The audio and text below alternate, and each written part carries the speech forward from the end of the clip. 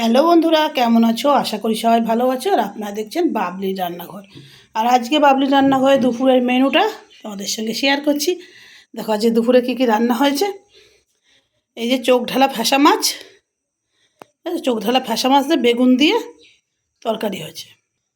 কোনো মাছগুলো দেখো, কোনো মাছগুলো কেটে দু টুকরো করে দিয়েছি, আর দুটো মাছ পুরো আস্ত রান্না করেছি।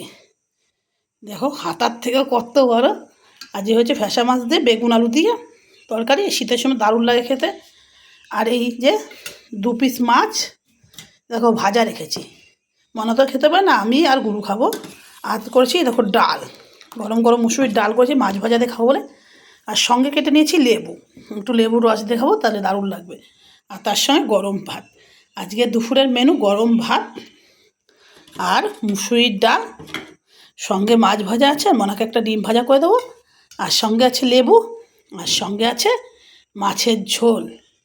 আমরা কিন্তু এটা চোখ ঢালা ফ্যাসা মাছ বলি। তোমরা কে কে নাম বলো আমাদের একটু জানাবে। আর ভিডিওটা ভালো লাগলে একটা লাইক করে দেবে। দেখা হচ্ছে পরবর্তী ভিডিওতে। সবাইকে ধন্যবাদ জানিয়ে টাটা করে চলে যাচ্ছি আজকে আমি।